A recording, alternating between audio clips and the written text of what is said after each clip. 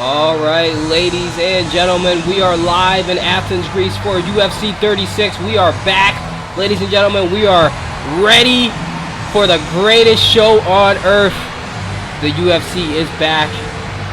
And what an event we have tonight. I'm here with the UFC CEO, owner, Alan Snyder. What's up, Alan? Hey, welcome to UFC 36. Thank you for having me on the commentary. I can guarantee you we are in for one hell of a show tonight. Absolutely, and we're kicking off with, actually we have Tyron Woodley in the building, the chosen one arriving tonight. He will be fighting Jake Carter for the UFC Middleweight Championship, coming in on short notice after an injury sideline, George St. Pierre. And we are going to see if Tyron Woodley can make history by becoming yet another man to win gold in 2 weight divisions here tonight. Tyron, the chosen one, Woodley, looking in the best shape of his life as he prepares to take on the Canadian Machiavelli, Jake Carter. That's later tonight, though. I'm very excited to see that. I'm very excited to see how that goes down. And as always, it's a Tyron Woodley fight, so you know you're going to get fireworks as well. And our first fight of the evening, a middleweight bout, the UFC debut of our good friend, Colby Lopez, or you know I call him Seth, guys. Come on. Come on. Yeah, well, Seth Rollins fucking sucks at this. Whoa, okay, a little bit biased on commentary here tonight. He's making his UFC debut against Brad Tavares. I'm very, very, very anxious to see how this goes down. Here we go. The UFC debut of Seth frickin' Rollins. Already cutting off the cage here, but a nice 1-2 from Brad. Alan, what's your prediction for this one?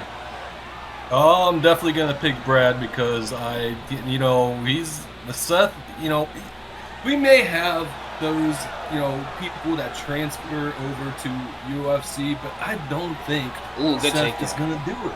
I don't think he's going to do it. Well, he just got a pretty good takedown there. Good timing on the takedown from Lopez. And now he's mounting him up, going for a triangle choke here, flips over. Ooh, nice elbows here from the bottom. Gonna try to transition into an armbar. Some beautiful grappling here from Seth early on. Lots of time to work here in this position. Oh, and then he reverses it. Still has him in the armbar, still in danger. Still ends up on top. The responsibility and composure on the ground here from Colby is amazing. I call it beginner's luck. Well, beginner's luck or not, Brad Tavares is on his back. And there is a ton of time for Colby to pick apart and get to work. He's been working on his jiu-jitsu, been working on his grappling this entire camp. Of course, I might be a little biased as well as I've been training the guy. But, ladies and gentlemen, you're seeing an amazing athlete make the jump to a completely different sport. And you're just seeing just how natural he is at this thus far. Incredible work here. Now I'm back in mount. Some shots. Oh, gonna go once again for that triangle here. Ooh. Can he get it though? Can he get it? He can never do this to me. Transitioning into an arm bar here. Once again. This might be it. This might be. Just gotta pry it free. Just gotta break that arm control that Tavares has going on here. Break the clasp of the hands. That's it. That's in. Oh my God! What a submission! And round number 1, the UFC debut of the Messiah, ladies and gentlemen. He has arrived and he has made a statement. How about that, Alan Snyder? How about that? I think you're still fucking garbage. I don't care. And look at the beautiful execution of this armbar. Was able to pry those hands free, fight the hands, ripped it. Pure strength and adrenaline. Congratulations to the one and only Seth Rollins, Colby Lopez. I tell you what, if you can do that 3 or 4 more times, then maybe I might be impressed. Oh. Alan Sutter not one to mince words here. Congratulations to the winner. Gets his hand raised via armbar submission in around numero uno. And if that is any indicative of anything he has in store, we are probably going to see a fantastic mixed martial arts career for the former WWE champion, multiple-time WWE champion, once again making the jump. I took from. Yeah, I know. Yeah, I know. I noticed that in our notes here it says that he's 9-0 against you, but I think it might be 9-1 now, right? Yes. somebody got some bias with Seth Rollins to keep it 9-0. Seth Rollins, what an amazing performance. He's got a 5-fight deal here in the UFC, and when he signed that contract, he made a statement, and that statement was, "I hate Alan Snyder." So. Oh, I hate you too, buddy. It will be very interesting to see where he goes from here. I mean, in the WWE, there's a lot of crossover there as well. He's already taken on John Jones in the WWE. He's taken on you, myself. A lot of guys that are in the UFC now have a history with Seth Rollins. Brock Lesnar, Batista. A lot of us do. And I would think. Oh, sorry. Go ahead. No, keep going. I would think with all that history that he has with all of these men, that he would have an extra big target here in the UFC. Yeah, he certainly hasn't made it easy for himself. And, of course, there's also, don't forget, he's got that feud with Colby Covington. And they've been jaw-jacking at each other all over social media, in the ring over in WWE for about a good year and a half now. I think that when the time comes, that's going to be the fight to make. All right, you heard it from the boss himself. Ladies and gentlemen, congratulations to Seth Rollins on an incredible performance. Good job.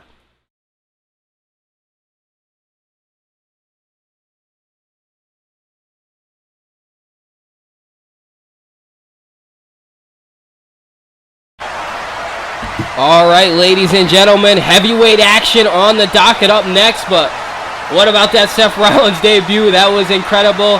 Moving on, we've got Derek Lewis taking on Tom Aspinall, the number 8 ranked heavyweight versus the number 9 ranked heavyweight. Alan, you're no stranger to Derek Lewis.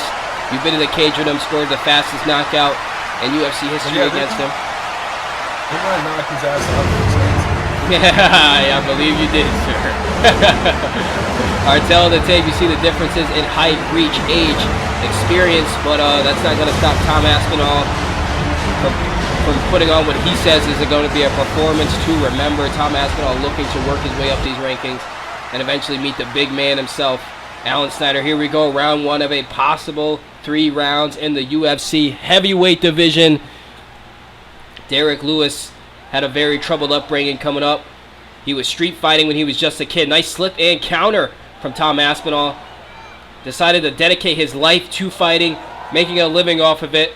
And whether you like him or hate him, Derek Lewis, one of the most exciting, I guess you could say charismatic characters here in the UFC. Aspinall misses a huge kick. So here's the problem. Being charismatic don't get you anywhere in this business.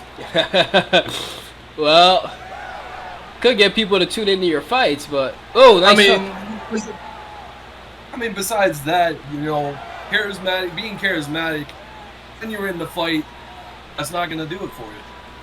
Good hook to the body from Aspinall. Aspinall popping off that 1-2. Tom Aspinall is a very well-rounded fighter. He's got good boxing. He's got some decent kicks, and he really knows how to grapple as well. Tom Aspinall, of course, one of the most touted prospects in this heavyweight division. A lot of eyes on Aspinall to perhaps be the one to meet you at the top and perhaps throw you off it, Alan. You know what? I want some new faces to fight, and I would gladly accept any challenge from him at any given point that he wants it. Yeah, well, he's got a tough task ahead of him right now for Derek Lewis. So, if I were a UFC betting man, I want to be looking past Derek Lewis. Derek Lewis has that one-hit knockout power. Speaking of, though, Derek Lewis is getting tagged up. I think someone's cut open. Tom Aspinall. Oof. When Derek Lewis gets hurt, though, he gets down on that mouthpiece and he just starts swinging shots, throwing for the fences. Derek Lewis is a hard man to put away. Ooh, good exchange of hooks here from the both of them, and a nice hook from D-Lou. Leg kick. Ooh, inside leg kick from Aspinall, but eats a body kick on the retreat, and another leg kick from Derek Lewis. Tom Aspinall working that striking, working that boxing. Good shot selection from the Englishman. Nice 1-2 from Tom Aspinall. Derek Lewis himself got a purple belt in jiu-jitsu as well.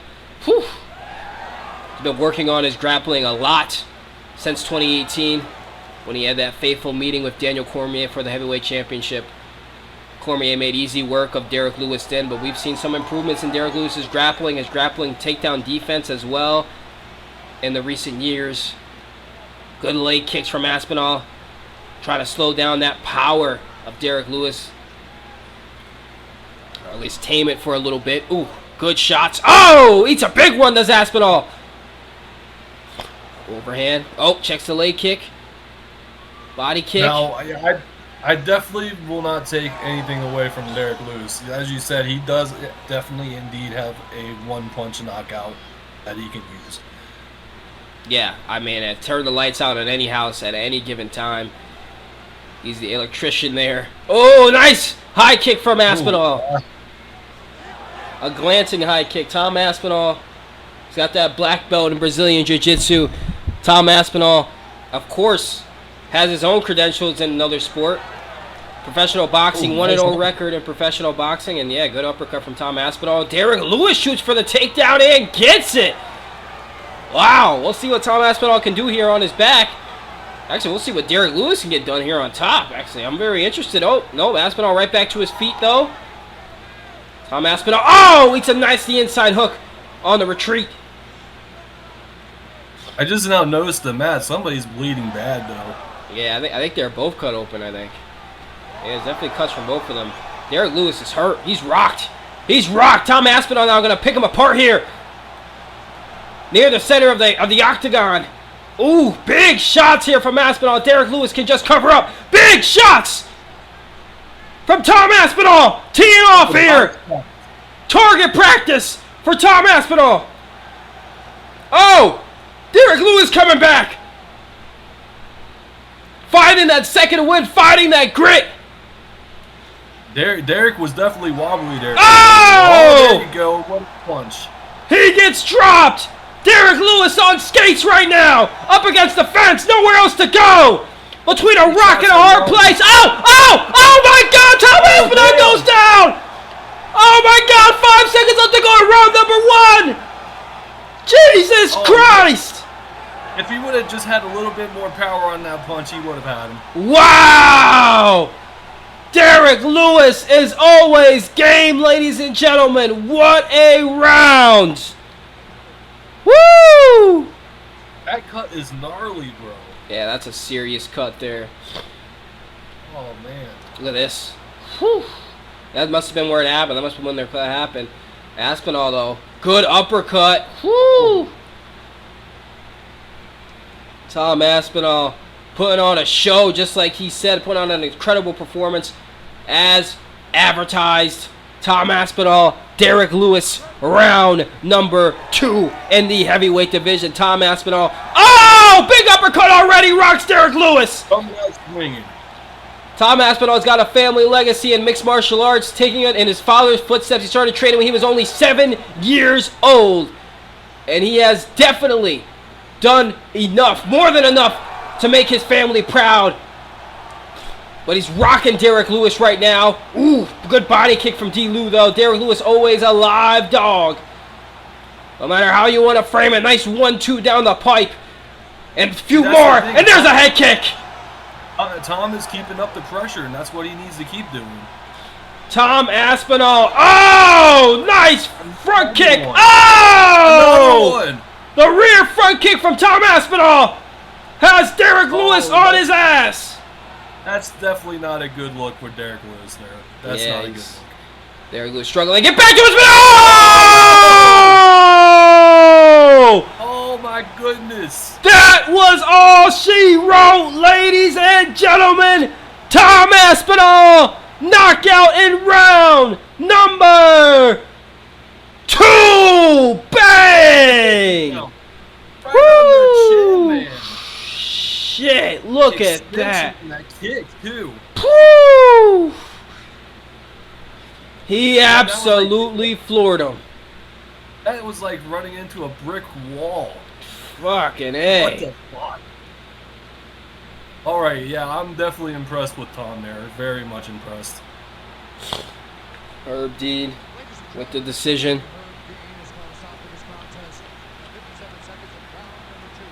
Congratulations to Tom Aspinall. Definitely making a statement here in this stacked heavyweight division full of killers, full of men that could put your life in risk in any stanza of the fight. And we saw that at the end of round number 1. Derek Lewis got a huge knockdown. Looked like Aspinall might have been out of it if Derek Lewis just pushed a little bit harder. Probably had a little bit more stamina. But in round number 2, Tom Aspinall showing off that kickboxing repertoire with a huge front kick. That took Derek Lewis out. Tom Aspinall is no joke, ladies and gentlemen. He is the real deal here at 265 pounds. Tom Aspinall once again shining under the bright lights here at UFC 36 in Athens, Greece. Derek Lewis got to go back to that drawing board once again, but I have no doubt in my mind that he will be back in spectacular fashion. Congratulations to Tom Aspinall. I have a little bit of the proper 12 here, guys. Sorry, a little bit. Congratulations to Tom Aspinall. Ladies and gentlemen, you know what I finish like that? All I have to say is, wow!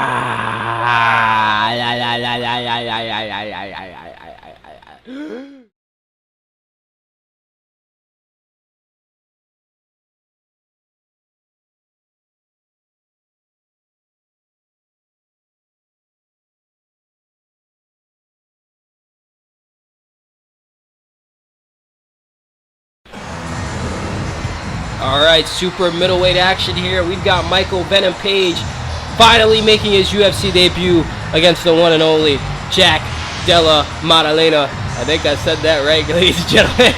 We've got Australia versus England here tonight in Athens, Greece.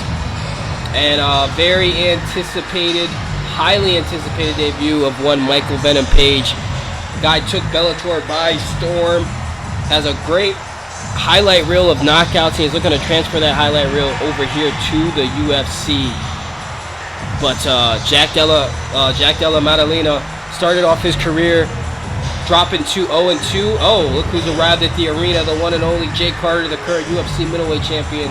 The Canadian Machiavelli, Jake Carter, defending his championship tonight against Tyron Woodley. As well as Sugar Sean O'Malley is here, the current bantamweight champion. He is going to be taking on TJ Dillashaw, who is also coming in on short notice. TJ Dillashaw, the two-time UFC bantamweight champion, looking to recapture the gold and perhaps repeat the same success down a division at 125 pounds. But tonight, he's on the docket for the 135-pound championship. We're going to see if he can get it done. Our tail of the tape for this super welterweight bout, almost a 10-year age difference, but a massive height and reach advantage for Michael Venom Page. Allen, you see those odds? You think they're fair? You think those odds are fair? You think it's fair to have Della Maddalena as the underdog? With the performances that Michael has had in Bellator, and just he's a crazy man. I think those odds are perfectly normal, if I can be honest. Yes, MVP has taken the world by storm. He has captivated audiences all over the globe. But Jack is no joke here. Look at some good head movement from Jack. Rips that leg kick right there. Ooh, good head movement from both of these men. Oh my God, look at MVP now teeing off. Good overhand early, nice leg kick. Exchange of jabs, body kick from Michael Venom Page, and the 1-2 right down the pipe there. And Jack likes this. He likes putting the opponent on the back foot. He likes to pressure them. But MVP, he likes that as well because he's a very good counter striker. He's very good at finding openings in his opponents and capitalizing on them. Michael Venom Page, ooh, big shots to the body here.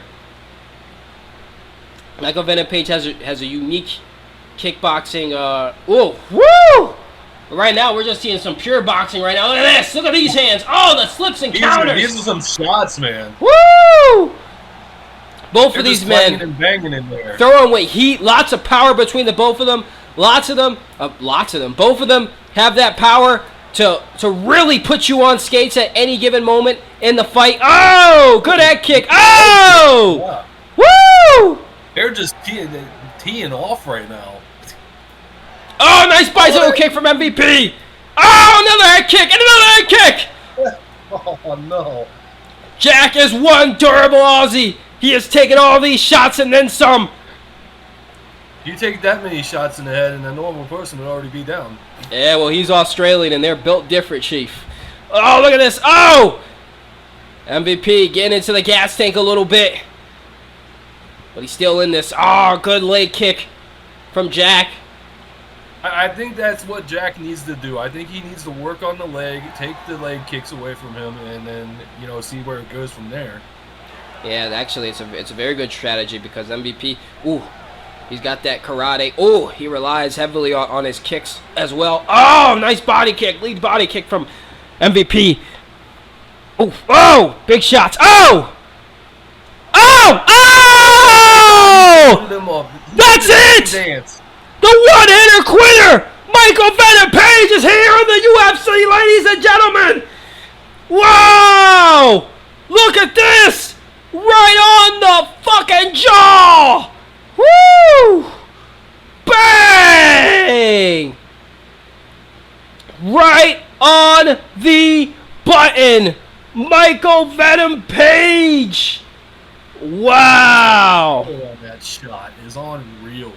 Oh my God, the black belt in Kung Fu, the 5th degree black belt in freestyle kickboxing, and a 2-0 professional boxer has now made his mark at the pinnacle of mixed martial arts.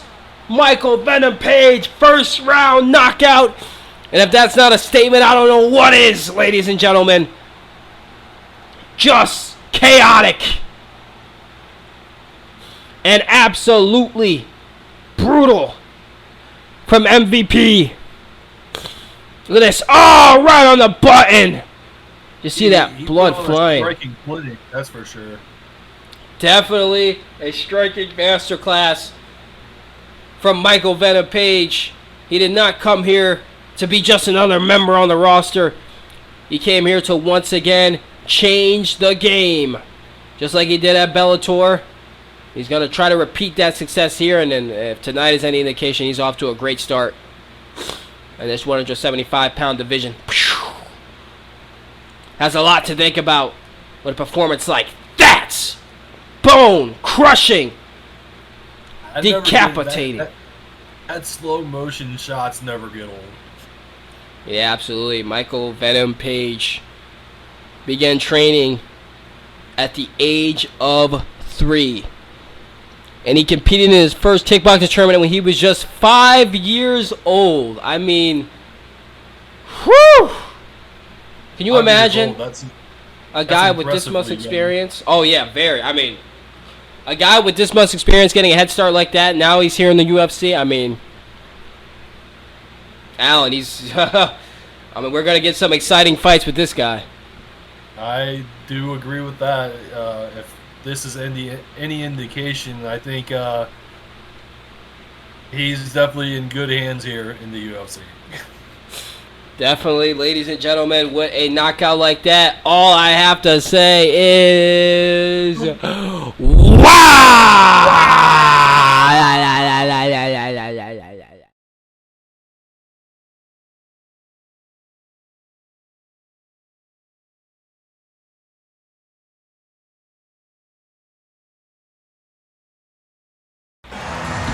All right, ladies and gentlemen, we have got some flyweight action on the docket. It's Cody No Love Garbrandt going up against Manal Cap. Ladies and gentlemen, has been an incredible night thus far, but the action is far from over. Look at brass body Dave Batista, the number 6 ranked heavyweight. He's got Greek descent in him. Alan, your good friend Dave Batista is in the building. Hell yeah. And we've got your other good friend Shaq here with Kelly Clarkson. Dude, and Big Macs right now. Okay, Alan, calm down. We got the beautiful, my future wife, Jennifer Aniston. Hey, she's Greek. Come on, she's Greek. You gotta be here. Come on, come on. All right, I tell the tape, ladies and gentlemen. Cody Garbrandt got a nice height advantage, but a pretty decent reach disadvantage for No Love. Cody Garbrandt here, the favorite going into this fight. Number 3 ranked versus number 4 ranked flyweight contenders. And if their previous fights are any indication, these two are ready to throw down, ladies and gentlemen. Cody Garbrandt started training at the age of 4 in boxing. He has come all the way, multiple UFC championships, multiple UFC main events, some of the greatest fights we have ever seen in the history of this sport. He is coming back once again. Oh! But Manel drops him early with an uppercut, it looks like. My goodness, he's swarming Cody now. Holy shit, I wasn't expecting that so early. The dynamite in both of these men's hands. Manel Cap obviously has experience fighting over in the East. Those are some heavy hitters over there. Came to the UFC with a chip on his shoulder, and he has been electrifying audiences ever since. Oh, Superman punch. Dodge out of the way. Nice straight from Manel. Good combination. Cody blocks the end of that. Oh, another uppercut! Oh my goodness, he's raining down shots here! Cody Garbrandt in a terrible way. Early on. So much time to go. So much time for Manel to work. My goodness. The NCAA Division II wrestler Cody Garbrandt going to get the sweep and manages to take the side back position. See where he can work from here. Oh, roll him into guard. Oh, Cap gets back to his feet. Good jabs exchanged from both of those men. Oh! Oh, big uppercut on the break. Oh, watch out for that overhand. Watch out for the right hand of Cody Garbrandt. Oh, it lands it down. Oh, he gets dropped again. Well, if you're... I know there's still a lot of time left in this round, but if you're the judges, this is definitely a kept round. Yeah, of course. I mean, he is dominating thus far. Cody's got to find something to do. Maybe go back to the wrestling. Oh! Goodness. Oh, my goodness. Another knockout. Oh, my goodness. He's out. That's it. Manel is here. Ladies and gentlemen, the flyweights have been put on notice. Oh my goodness! Started training both of these men when they were 4 years old, and they have reached the pinnacle of the sport. Woo! My goodness, that unpredictable flow of Manel Cap came into deep play here tonight, Alan. That's impressive. Like, I know Cody Garbrandt for a long time, and you know he's definitely known for having some bangers, but you know tonight just wasn't his night. Yeah, rough night at the office for Mr. No Love.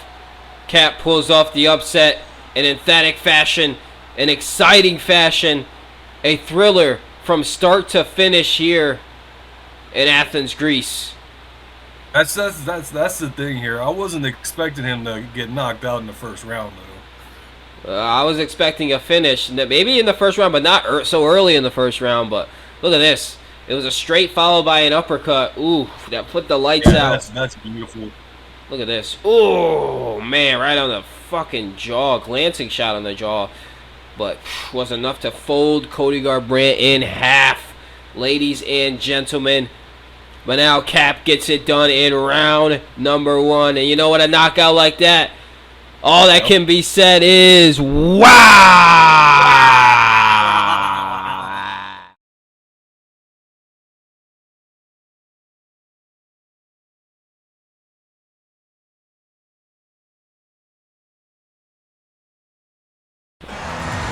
All right, we're back in the super lightweight division.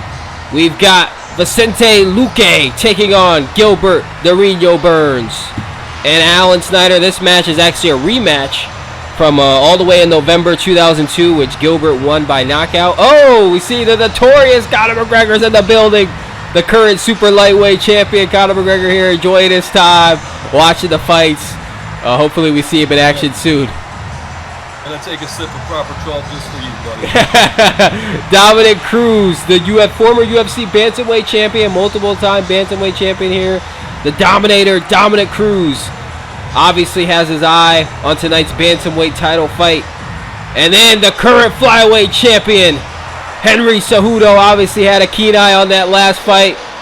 Saw the man he beat in his last fight take away Cody Garbrandt in 1 round. All right, here we go, our tail of the tape. You can obviously see that Vicente Luque has that height and that reach advantage, and maybe the advantage of youth on his side here tonight in a super welterweight bout. And these two are going to throw down for sure. Gilbert Burns, a 3rd-degree black belt in Brazilian Jiu-Jitsu.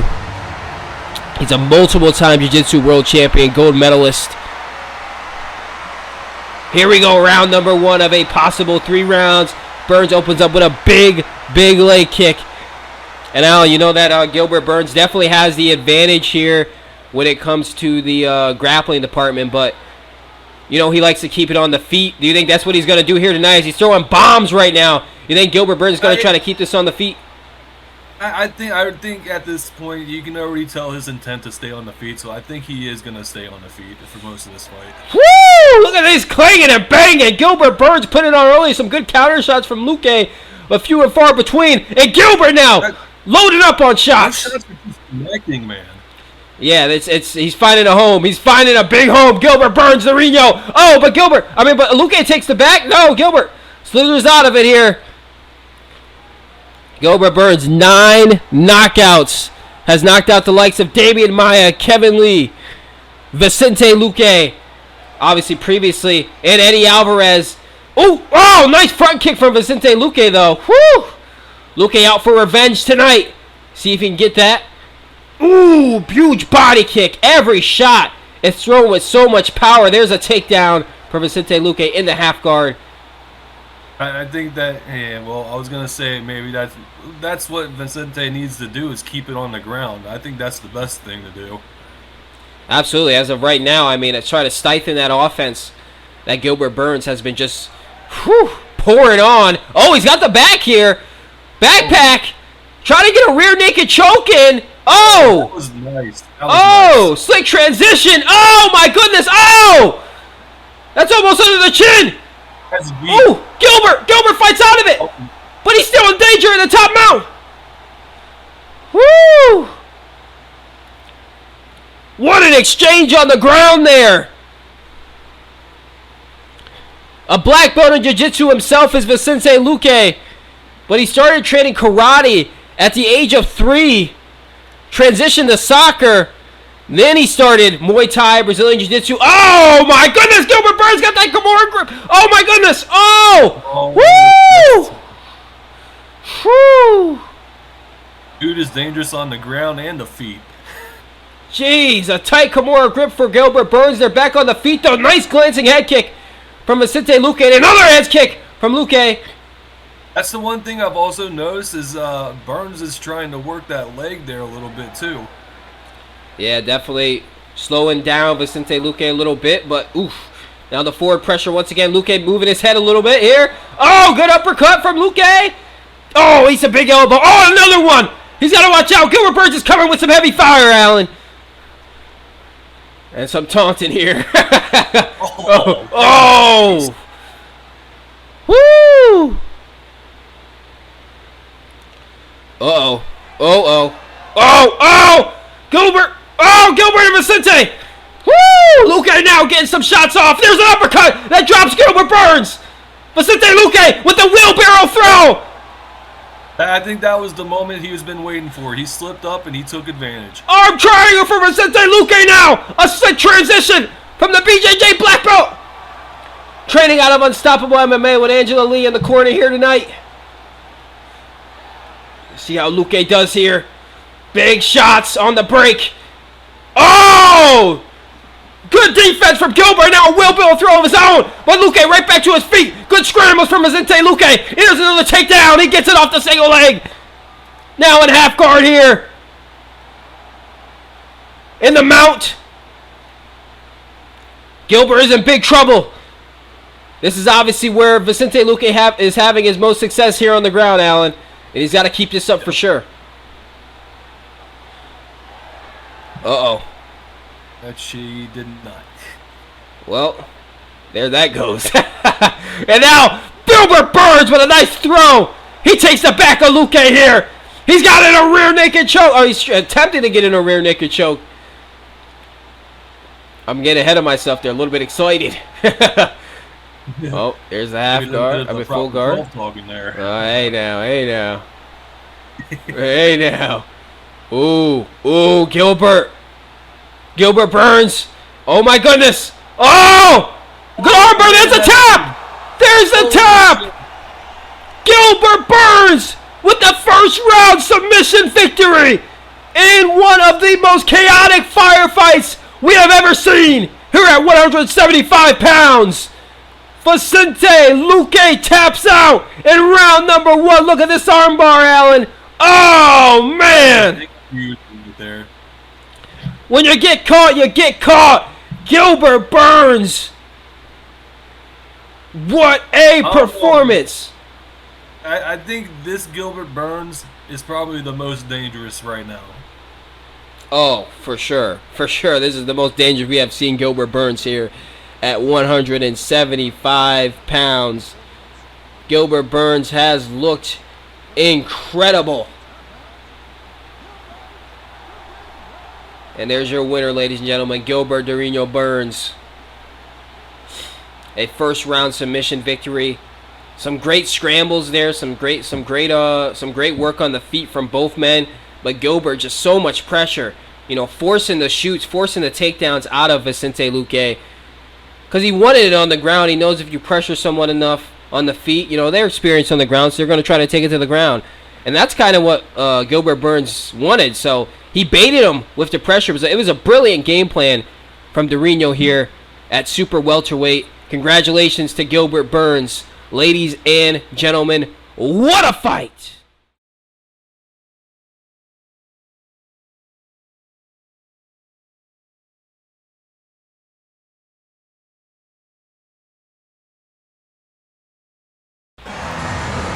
All right, we are back, ladies and gentlemen, with the big boys, the middleweights. It is the trilogy bout between Derek the Maverick Quinn and KSI Kentavious Ingram.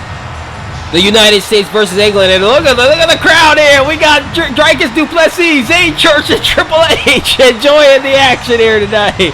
What a trio. I'm the best friend. How you doing, buddy? He's thoroughly enjoying the fights tonight. We got Alex Pereira, the number 5 ranked middleweight. Last fought Irjan Asanya. He lost in the second round, but he's looking to get back to his winning ways. And we've got Zach. I can't pronounce his last name, ladies and gentlemen. He's a really good actor. He's a really funny guy. He's half Greek. The Greeks are all in the building tonight. Woo, more Greeks than I know. Yeah, exactly. Oh, my goodness. Our middleweight trilogy. Obviously, Derek Quinn has got that height advantage, but the reach is virtually the same. Everything else virtually the same. You see how huge of a favorite KSI is. The fans getting far behind their favorite. KSI has got, oh my God, over 40 million YouTube subscribers. I mean, he was the UFC fan favorite fighter of the year, and he's got that music career as well. But he's taken up mixed martial arts, and he's taken it up very well. Alan Snyder, are you surprised that someone that has so many other obligations has been so dedicated to this craft? Yes, actually, because KSI here, he has multiple businesses. He's got, like you said, he got his music, he's got his YouTube, and just to have the time to actually train and be serious about the UFC just tells me how much that he really wants to be here.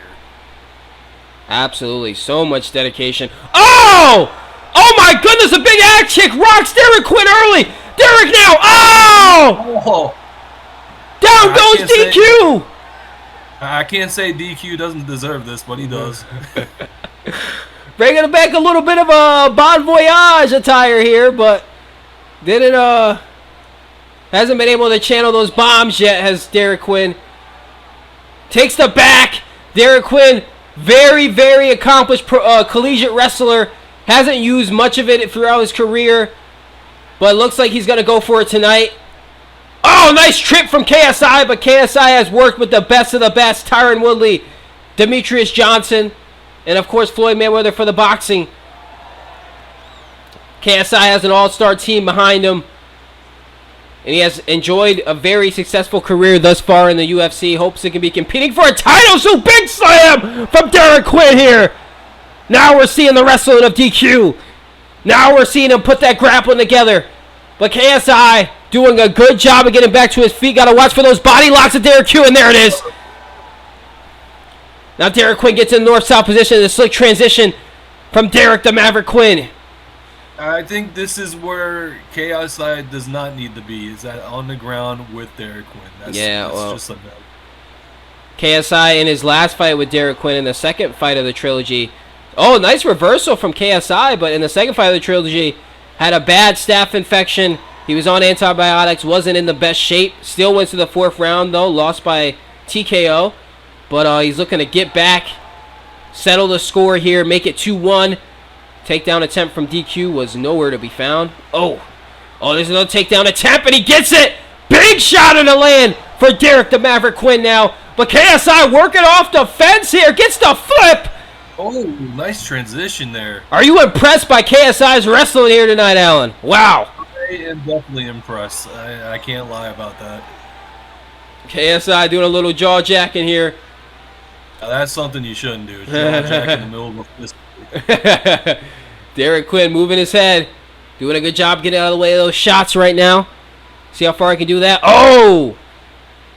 Working to the body is KSI. Oh, that's a slick combination from KSI.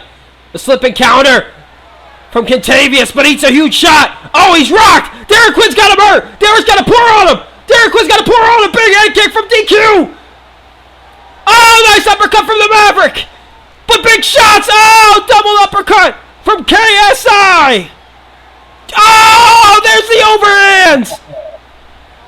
Derek Quinn with that one. Cut open bad in multiple ways. The axe kick drops the Maverick. Right on the top of the head, man. Just the heel of that foot. Oh, Superman punch, ladies and gentlemen. That's it. KSI in round number 1. Oh, my goodness. Look at this. Derek Quinn was talking shit. Oh. Yeah, he's got a broken nose. Woo. A Superman punch that would make Roman Reigns blush, ladies and gentlemen. Oh my goodness. Incredible. There's a reason Floyd Mayweather crowned this man as the young GOAT. Because he is absolutely spectacular when the cage door closes.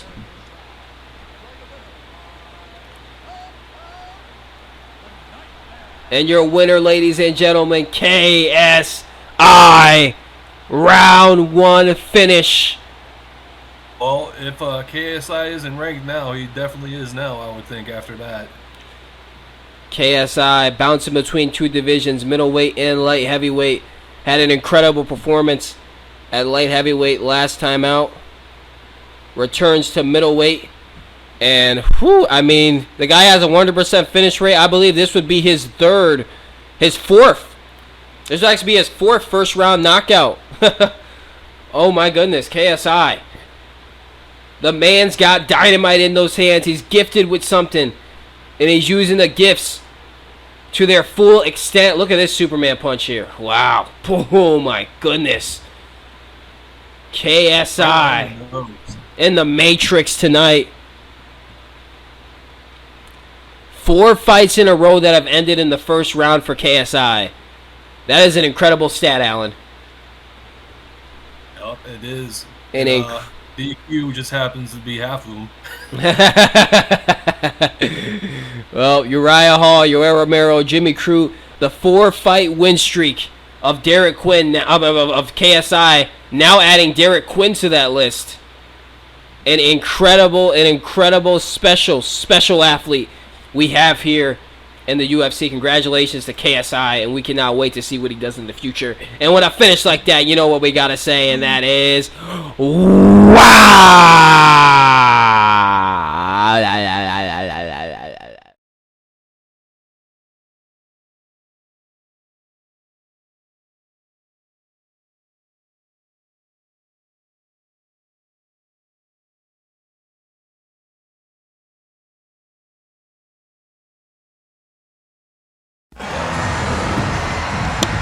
Ladies and gentlemen, do we have a fight for you? Coming up is Aaron the Goat Snyder versus Paulo Costa. And reminder, this is a rematch from UFC 17. But oh my god, it's Giannis Antetokounmpo. He's a Greek-Nigerian professional basketball player for the Milwaukee Bucks. Autumn Storms is here. Rylan is here. He's going to be making his debut at UFC 38. And I'm right here on commentary. Snyder is here and there at the same time. I don't understand why. But Cain Velasquez also here. And Luke Cockhold, former middleweight champion, also here. It's just a star-studded mix. And as we look at the tail of the tape here, equal height, equal weight. Paulo's got a little bit of a reach advantage, but Aaron has the roof on the side, so Aaron coming to the advantage. Yeah, but you never really know. I mean, I think anybody can beat anybody, but that's just. So, let me ask you there, Chief. What do you think the keys to victory are for each of our two fighters here? Oh man, that's tough. I think for Aaron, he has an all-around, set. He can get you on the ground. It's a diverse skill set. Yeah, he's got. Oh yeah, and what a head kick. Oh. And then, for Paulo, it's just not getting those fucking head kicks. Yeah, you don't want to take any of those. But I personally, I think Costa, it might sound crazy, but I think he's got to, be a bulldog, keep moving forward, be aggressive with Aaron, because Aaron's the one that's being the aggressor right now, and Costa's got to turn that around. And, now that I think about it, has Aaron ever been pressured? As far as I can remember, no. He's probably been pressured to pay off his credit card debt, but that's probably about it. Hey, I don't know if Paulo Costa is going to be the one to pressure him. Oh, man, look at this right now. Oh. He doesn't look like he's in any hurry to get done on Aaron. No. Aaron's definitely, he's controlling the pace right now, and I feel like that's number one for a fighter. You want to control the octagon, don't let your opponent. And I've also noticed that Aaron's been connecting with those heels right to the top of the head. You don't want to take too many of those. Yeah. I mean, you would know more about that than me. I mean, but if you and me got in there, I think I would whoop your ass. But that's a different story. Anyway, he goes down.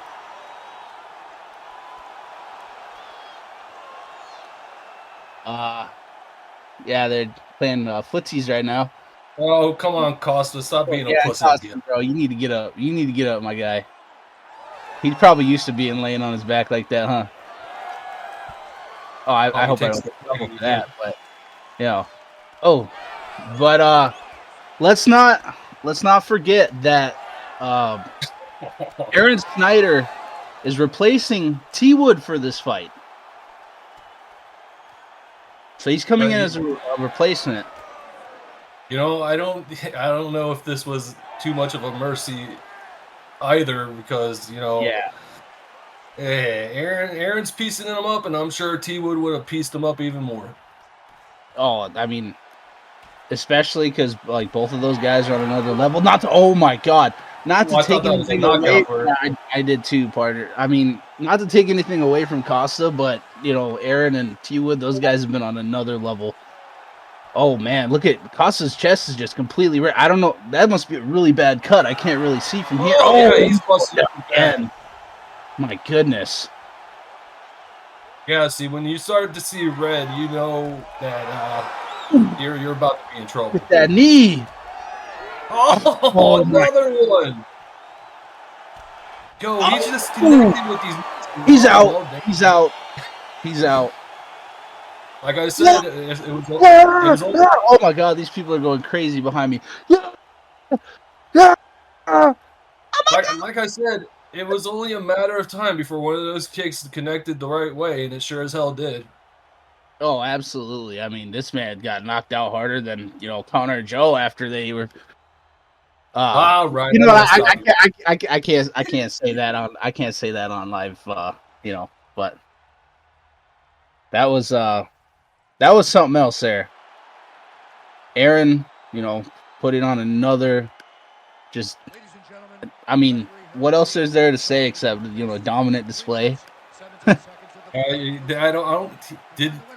I didn't even see Costa even get any offense in. Yeah, I don't know. I mean, maybe I mean, he made maybe his a bunch of. his secret juice, might have had something to You do with mean that, but he might? You mean he might have had a little bit too much wine? he probably. And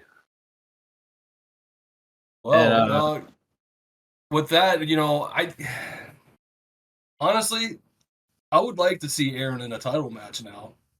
no, I think he definitely deserves it. That's I'm trying not to be biased here, but I mean, me too, because he's my son. But I think, if you look at it from a non-biased perspective, he's mowed down every opponent that he's had in the UFC to date. And, I think not as a father, not biased, but as a businessman, I think he deserves a title shot. yeah, well, he should get one then. I mean, but then again, I mean, I gotta ask the question: do you think we'll see Aaron Snyder versus Darren Till at all? I think that is a fight to book for some point this year. I'm gonna make sure it gets done. Oh yeah, right now, go on record and say that. Oh, well, not right now, but probably sometime near the end of the year or something like that. Yeah, because I mean, because like Darren Till he has 2 losses under his belt since Chimaev, I believe, and Zane Church somehow he got his ass whipped by. So do you think Aaron's even still interested in that fight? Would you be able to talk him into taking that fight if that's I something? I think I could talk him into it, persuade him. We'll see what happens. What do you think Austin needs to do now? I mean, well, where does he go from here? Because I'm pretty sure he was also saying that Woodley's ducked him twice now. I personally don't think that's true, but I don't Yeah. know. I want to know your thoughts. I mean, you're the fighter here, so All right. So what I think, I still think the fight needs to happen. It needs to happen because it's been twice now that it was, that we tried to get something together and it just never happened. yeah. So I think, you know, that's gonna be an ironclad fight that I'm gonna book for later this year. What show it is, I have no idea yet. Oh dang, you heard it here first, ladies and gentlemen. Because I mean, Paulo Costa said Woodley has no balls, and personally, if somebody said I have no balls, I'd show him I have balls by dunking them in his. I'm not gonna say anything, but yeah. Well, no, go ahead. Oh no, you go ahead. You go ahead, Chief. All right, so with that being said, and my son is not here, there's only one thing that we can really do here, Chief. You know what I'm talking about, right? Oh yeah. One. Wow.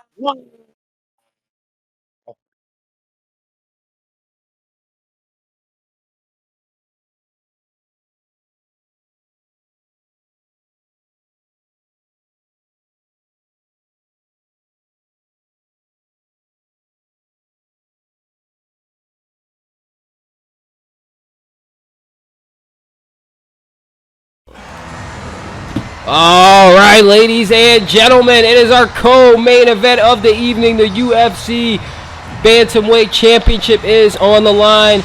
We're going to have Sugar Sean O'Malley defending against TJ Dillashaw. Before we get to the action, though, we've got some more stars in the crowd. Demetrius Mighty Mouse Johnson and Floyd Money Mayweather. Obviously, two former bantamweights. I think DJ might still be in the bantamweight division, and so might Floyd. And we have our wrestlers. We have lots of Greek. I didn't understand this many people had Greek descent. That's my thing. I didn't know this many people. Is he like Giannis' sister or something? No, maybe. You know, you never know these days. You know. All right, TJ Dillashaw on his way to the cage. TJ Dillashaw, a man who really needs no introduction. I mean, if you know mixed martial arts, you know TJ Dillashaw, NCAA division, NCAA Division I wrestler, black belt and Muay Thai, purple belt in Brazilian Jiu-Jitsu. I mean, he has won championships and multiple generations of mixed martial arts. Obviously, that prolific and one of the most memorable feuds of all time against Cody No Love Garbrandt.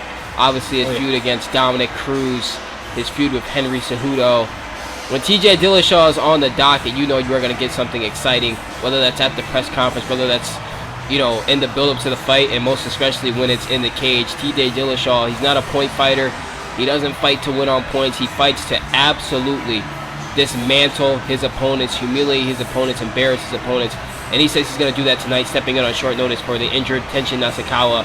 TJ Dillashaw believes Sugar Sean O'Malley is a fraud of a champion. He's coming to prove that tonight as we look at his last 5 fights. Obviously, that unanimous decision victory over Demetrius Johnson at 125 pounds. Then again at 125 pounds against Sergio Pettis at UFC 32. Oh, that was a fun fight, wasn't it? Defeated Brandon Moreno. Dropped one to Demetrius Johnson for the bantamweight title, his last championship fight, and obviously picking up one over Dominic the Dominator Cruz, UFC on ABC 3 a few years ago. Ladies and gentlemen, TJ Dillashaw is back to wow the crowd. We can see if he'll pull one off against this man, the one, the only, Sugar Sean O'Malley. Ooh, incredible athlete. This young man is the future of mixed martial arts. Well, the president of mixed martial arts now. He's won the championship. He's climbed the top of the mountain. He's defeated everyone he's needed to defeat. He is here. He is one to fear, ladies and gentlemen. The striking of Sugar Sean O'Malley is second to none. The man has stood toe-to-toe with the best of them inside the octagon, inside this UFC octagon, and he has lived to tell the tale. TJ Dillashaw has his hands full tonight with this man. Sugar Sean O'Malley does well under pressure, especially. He's got good pacing. He's got cerebral striking. I mean, the guy's got an incredible shot selection. He plays basketball with his opponents in there. No reference to Giannis there, but he plays basketball with his opponents in that cage. Sugar Sean O'Malley is, I mean, when it comes to striking, he's probably the closest you're going to get to a Conor McGregor type character in these lower divisions here. Sugar Sean O'Malley looking to make history with another defense of his title, slaying another former champion. Looks TJ Dillashaw right in the eye. You cut the tension with a knife here, partners. All right, I've been talking at 1,000 miles per minute here, Chiefs, but I still think that you know, O'Malley's striking is a little underrated, believe it or not. I feel like people still don't give him his props. Well, you see, look, I mean, 4 finishes in a row. Defeated Cody Garbrandt. That was a great fight. Defeated Dominic Cruz. That was also a championship fight. And that, I mean, that Dominic Cruz fight. Wow, that was an incredible fight. That was, I mean, that was a fight of the year contender right there. The comeback that Sean O'Malley put on, I mean, we could see how well he does under pressure. That fight is the definition of it. Because Cruz was putting it on him, man. Dominic Cruz was kicking his ass. Here we go. Bantamweight championship on the line. TJ Dillashaw, 9 years the elder. And obviously Sean O'Malley has that height and that reach advantage. TJ coming in as a slight underdog here for this Bantamweight championship contest. Sean O'Malley, TJ Dillashaw, a dream fight if I've ever seen one. Here we go. Round 1 of a possible 5 rounds with the Bantamweight championship on the line. And Alan, I gotta ask you, who are you favored in this contest, Alan? Hey, well, I would like to favor O'Malley, but TJ is going in with something to really prove here. He's got a real chip on his shoulders, and I think that he's going to be in here to prove a point that he's called out every single person that he could. So I think TJ is gonna. I'm taking TJ with this one. All right, and you can see right now TJ putting on that pressure right now. Lots of stutter steps, lots of feints, lots of darting in and out of range for TJ Dillashaw, giving Sean O'Malley a lot to think about. But that was a good uppercut from Sean O'Malley. Nice knee to counter the overhand for Sean O'Malley. That's the striking we're talking about. I mean, you can throw as much as you want at Sean, but he's going to find an opening. Nice leg kick from TJ Dillashaw. Utilizes legs and that reach. Yeah, TJ coming forward now. A partner from Minnesota over here. What do you think? What do you think the keys to victory for these two opponents are, especially TJ Dillashaw, the challenger? Well, I think TJ Dillashaw needs to stay aggressive and, like I said earlier, just be the bulldog, just constantly moving forward. Cut off a lot of the octagon from Sean O'Malley, so he doesn't have that room to maneuver around and be able to utilize his reach. Because the closer you are to him, the less it sounds weird, but you know what I mean. Like, the closer you are to him, the less reach he has to utilize. Right. So I think he needs to do that, and for O'Malley, I think he needs to do the opposite. I think he needs to stay away from Dillashaw and utilize that reach, work that jab, and head kicks, definitely. Work the legs of Dillashaw and then start, sniping for that head. Absolutely brilliant analysis. TJ Dillashaw with the left hand. He's holding him there and a takedown. TJ Dillashaw talking some trash out into the crowd here. TJ's got the mount instantly. This is not a great position for Sean O'Malley. TJ Dillashaw has, the guy has as great wrestling as he does striking. He's an NCAA Division I wrestler is TJ Dillashaw, and if he gets an opportunity, he's just going to smash away at you, and I think O'Malley might already be cut open here. I believe so. See how much that plays a factor in this. Ooh, big shots from TJ, but O'Malley pushes off the hips, get back to the feet. Good on Sean O'Malley now, pointing at TJ. I love this. Lots of trash talking going on. Oh, nice question mark kick from TJ, and the huge overhands from Dillashaw. Dillashaw maximizing his reach, ironically. Ooh. Oh, TJ getting out of the way of that. More jaw jacking, more taunting from both of these men. Nice body kick. A nice oblique kick from the champion. Good leg kick from Dillashaw. And another inside leg kick from TJ. Nice head kick combination. And another one from Sugar Sean O'Malley. Oh, and they both, oh my God, they both push each other down. Wow, both get knocked off balance. And they're still talking trash. Oh, TJ! TJ doing a little butterfly steps here. He looked like a fairy for a second there. Technical difficulties there, Chiefs. Oh my God, big 1-2. Oh!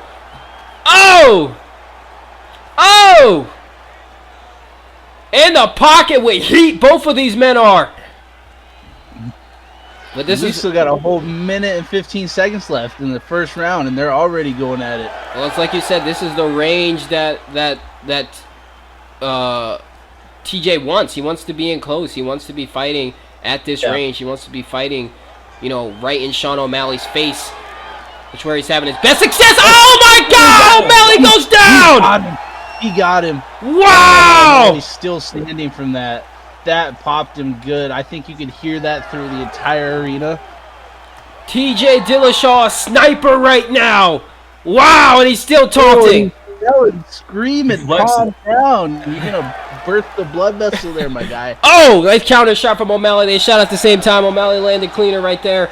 TJ Dillashaw has 9 knockout or technical knockout finishes. Of course, he put away Cody Garbrandt. He's put away Song Yadong.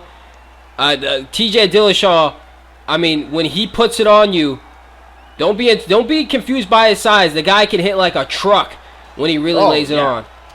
Ooh, as we've seen time and time again, he has that knockout power. And the man's trained with the likes of Vasily Lomachenko, so he definitely knows what he's doing as far as throwing those hands go. That's going to be the end of round number 1. TJ Dillashaw end up on top.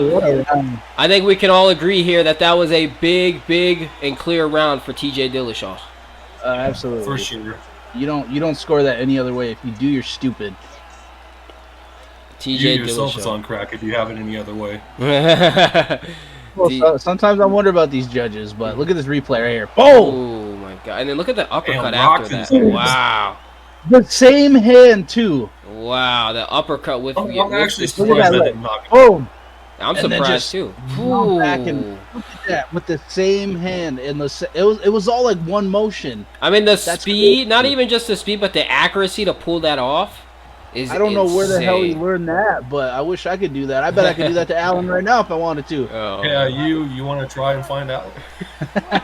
Round number 2 of a possible 5 rounds bantamweight championship on the line. TJ Dillashaw, the challenger, taking on the champion, the king of the mountain, Sugar Sean O'Malley. Nice slip and counter from Sean O'Malley. Sean O'Malley now putting it together now, trying to catch up from that last round, but TJ tripling up on the jabs here. TJ Dillashaw working that jab in close. Oh man. Oh, just out of the way of that one. Nice question mark, glancing quick from TJ Dillashaw and the ripcord knee. Oh! You guys TJ is just crushing the shit out of O'Malley. Well, this is what I was talking about. He needs to control the octagon, make sure O'Malley can't move around and use that reach. He's got him right where he wants him. Yeah, but O'Malley firing away off the fence here. O'Malley, nice slip and counter from O'Malley. Oh! O'Malley moving that head now. I don't know. I still think O'Malley's reeling from that knockdown earlier. Yeah, I think he's still trying to compose. But look at the speed of these boys. Oh, TJ Dillashaw putting together that wrestling.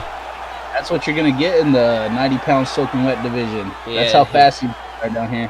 TJ Dillashaw, solid scrambler, transitional grappling at level 10 here. I mean, he rarely, you rarely see that TJ Dillashaw the one to, get you in a clinch and take you down from there. If TJ wants to get you down, he's just going to dive, and he's going to shoot, and he's going to throw you to the canvas. He's gonna get powerful. you down. Oh, yeah, he's going to get you down if he comes after you. TJ Dillashaw back on the feet with Sean O'Malley here, center of the octagon. Ooh, just missed that. Just missed that. O'Malley's trying to set up TJ for something big. I think he's got to try to close the gap here, though. Try to wear TJ down, slow TJ down right now. Yeah. He don't want to blow his load too early. Big hook. Oh! Dropped again! Oh my goodness! TJ Dillashaw puts O'Malley down. Once again, big shots here. Has the back. Back to the feet, though. My goodness. Look at O'Malley's face. Interesting decision for TJ to get back to the feet. He let O'Malley up there. Oh! O'Malley now teeing That off! might have been a decision. Oh my goodness! Sean O'Malley! TJ with the head movement. O'Malley with some head movement now. Both of these men. Oh! Oh my God! Oh. Woo! That uppercut was dangerously close. Going at, oh man. Sean O'Malley. Dillashaw. Ooh. They're just so fast. Oh! Thinking you're gonna miss it. Oh. Both throwing knees now. Uppercut blocked. Oh, that bicycle knee, which I called a ripcord knee for some reason earlier. I don't know why I did that. They're gonna wrestle it over here. You had a couple of VBs there, Chief. The pull I'm back. gonna need to Oh! speak to my lawyers about this one. Oh! Nice leg kick from Dillashaw and one from O'Malley now. Sugar Sean O'Malley. We've seen O'Malley to his credit. We've seen him compete in grappling tournaments as well. Brazilian Jiu-Jitsu tournament specifically. He's worked a lot on his wrestling. Oh, he's hurt. That hurt him. He's backing up. Woo! Just fire from both these men here, but TJ Dillashaw seems to have the power advantage here tonight, at least from what we've seen so far. Both of these men. Now, going back to the taunting. Going back to the taunting. Oh my God! Now they're copying each other. Oh, what do you think about that, Alan? Is that wise here? I don't think it's wise from anybody. I don't think people are here to see a showboat. They're here to see a fucking fight. I bet if Connor was in there, you'd be saying something different. Nah. Yeah. Oh, nice grip for Sean O'Malley. Back to the feet. Can we talk about how I just think it's funny because you guys know who the champion is right now in this fight, right? Do you remember when TJ said, "Oh, oh my goodness, oh, I don't know about this one there." Oh my goodness. As I was saying, do you guys remember? I believe it was like 2021 or something that TJ said he didn't think O'Malley was ever going to be champion, and look at him now. Yeah, I mean, yeah, that's something to that's something to stand on there because I think that's the story of O'Malley here. This guy shows up in the division, and all the veterans are like, "Who is this guy? Like, he's not championship material. He's just a new kid on the block." And you know, well, to be honest with you, TJ is I don't know, maybe him look like a paper champion right now. well, I mean, that's also a good point. TJ Dillashaw working Sean O'Malley in all aspects of the game right now: the grappling, the striking, the kickboxing, everything. TJ Dillashaw, and that is the end of round number 2, ladies and gentlemen. 2 rounds down. I think TJ's got a big lead here, guys. I'm giving that to O'Malley. No, I'm just kidding. Yeah. I'm not stupid, these judges. Yeah. I feel like if O'Malley wants to prove TJ wrong, he's going to have to win this fight. Okay, but how does he do that? What does he have to do in this next round? Body work. He's got to put more body work in. He's got to mix up the combination instead of looking for that one big shot, that one big counter. He's got to put his knees together. He's got to get TJ, get a hold of TJ, get him in the clinch as well. I mean, he's got that size advantage. I think you're right. I also feel like he needs to work on the legs a little bit too. Yeah, I think he's banking too much on that big shot, that one shot that's going to end it all. And I feel like a lot of fighters, when they get down early, they try to do that, and then they just can't dig themselves out of that hole. The fact of the matter is, oh my God! There's the combinations that we're talking about from Sugar Sean. Oh, but a big overhand puts him down. TJ Dillashaw not giving O'Malley any kind of ground here tonight. The former bantamweight champion TJ Dillashaw looking to reclaim his throne here. I don't think O'Malley knows what to do. That's not looking good for him right now. There's a leg kick here. All right, Alan. What's going through your mind right now if you're O'Malley and you're getting your ass up like this? I would say it's time to go into hyperdrive and start thinking up of some strategies to slow TJ down. But can you do that though? I don't think you slow TJ down. I mean, look at the way he's come out and just. Well, if he starts to work on the body and take away his breath, he can possibly do it. Yeah, I mean, body combinations at this point. I would be working that body because once you get that body, you make. I mean, O'Malley's he's got hard body kicks. He's got hard kicks. He kicks. I mean, like a soccer pro. I mean. The guy can throw more kicks to the body. I believe he can definitely at least slow TJ Dillashaw down in these middle rounds. I think it's crucial now, and it's crucial for him to have a big round here because TJ might be up 10-8 from that last round. That might have been a 10-8 round. Yeah, oh my God! It just looks like O'Malley's. He just keeps working the head, trying to go for that one big shot. I think you're right. He needs to be working for that body. Yeah, it's like Alan said. He needs to be more strategic here. Oh my God! Spamming uppercuts to both of them. That one shot ain't coming by the looks of it. Oh, there it is for TJ Dillashaw, though. That's it. There it is. That's it, ladies and gentlemen. TJ Dillashaw is the UFC bantamweight champion once again. What a performance for TJ. Good job. And incredible. There's the overhand that ended it all. Oh, snook right through the block. Right there. Right on the temple. Woo! There was no getting up from that. Snook right Not out even of that. Allen would have got up from that. Woo! Oh my god. Yeah, Allen a heavyweight.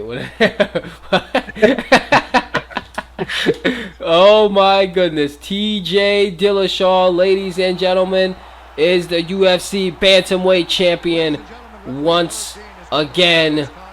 What a performance. TJ Dillashaw absolutely crushes Sugar Sean O'Malley across 3 rounds. This man came in with like Alan said, a chip on his shoulder, and he definitely had something to prove, and I believe he more than proved it here tonight. TJ Dillashaw is nobody to mess with. He's no joke of a fighter. The man is absolutely legit. as he claims a championship once again in the UFC for the third time. Look at TJ here. Bang! Whoa. Right on the money there. Right on the money. Oh, man. Bang! Wow. Giannis got right out of his seat for that one. Yeah, you see Giannis stand up. Oh my goodness. I think Batista felt that out in the crowd as well. Oh my goodness, that was... Batista's here. I need his autograph. Yeah, apparently he's got Greek descent too. That's what I heard. Oh That's shit! what they really? told me. Damn. I don't know. I didn't know all these people had Greek descent. Better to be Greek than Australian. I'll tell you that much. TJ Dillashaw. I mean, Alan. You see what happens here tonight. You see, Sean O'Malley obviously is one of the more popular guys on the roster. I mean, he had a tough path to the championship. He won it. He had some good defense against Dominic Cruz. But do you think he's entitled to an automatic rematch, or do you think that he's going to be working his way up? As you guys know, since last year, we've had this clause in effect. If Sean O'Malley wants the rematch, all he has to do is sign the contract, and we'll get it done. No ands, ifs, or buts. Well, if that's what Sean O'Malley, but do you think? Here's my other question. Do you think that's a smart idea to do? Do you think maybe he wants to take it back to the drawing board? Maybe he wants to let that 14-day period that he has to sign the contract lapse, and get some more wins under his belt. Try to get some more experience before he takes on TJ at the end. Because, I mean, if they rematch, immediately, I don't see how this goes any different. What do you think? No, that's actually a good point. Yeah, maybe he does go back to the drawing boards. Let it pass. Get 2 or 3 wins in, maybe 4. And then maybe we'll talk about it then if he decides to go that route. It might be the best route, but I say do it. I say do it. I say he should get that immediate rematch. I mean, I think you guys are doubting O'Malley too much. I just think he had a bad night. Everybody's got a bad night every once in a while. Yeah, but yeah, well, to some, once you have one bad night, then you have several bad nights. Looking to you, Tony Ferguson. But anyway, I mean, once someone gets knocked out, I mean, you know better than anyone, Alan. Not saying you've been knocked out, but you've knocked out a lot of guys, and I think you can see that they're never the same after that. A lot of fighters are never the same after getting knocked out, especially like that. Having their confidence, I mean, it can shatter your confidence, not just being knocked out, but being dismantled, so easily over the course of 3 rounds. I think that can change anybody, and that could really. I mean, how do you go into a rematch confident like that? It's pretty hard. That's why you made a good point after you corrected me on that. You definitely need some more experience before going into another one. And with TJ now the champion again, I think maybe it is maybe it is time to see TJ Dillashaw and perhaps maybe Demetrius Johnson have a trilogy together. Maybe it is time to see TJ and Floyd go at it again. Maybe it's time to see. Man, I mean, there's a lot of fights you could have, with TJ as champion now. But I feel like if Sean O'Malley were to rush into that right now, I mean, he's good, right? I'm not taking anything away from O'Malley, obviously. The guy became a champion when nobody thought he would. This is a guy who people thought, he's just he's another Conor McGregor. He's not serious about MMA. He smokes a lot of weed. He's just here for the fame. He doesn't really want to be champion. He's cherry picking all these opponents. All this stuff you hear every time there's a new up and coming prospect. Everyone wants to doubt the prospect. Nobody wants to believe in the prospect. no. But he proved them all wrong before. And I kind of agree with my Minnesota partner here. Yeah, he could prove them wrong again. Who knows? But I'm playing devil's advocate here, and I believe that maybe he wants to take some time off, let those. I mean, he got knocked down several times. No, any of those blows could have been concussive. We don't know what shape he's in. We don't know what injuries he endured in this contest, but take some time off. Maybe take a fight here or there. Maybe have a trilogy with Cody Garbrandt. Who also dropped one tonight. I don't know. Maybe give Dominic Cruz another run. Maybe have some kind of tune-up fight, have some kind of warm-up fight. get your bearings back together, and then perhaps take on TJ Dillashaw. It's weird to say that TJ Dillashaw is a champion again, but that's the fact of the matter here. TJ Dillashaw, ladies and gentlemen.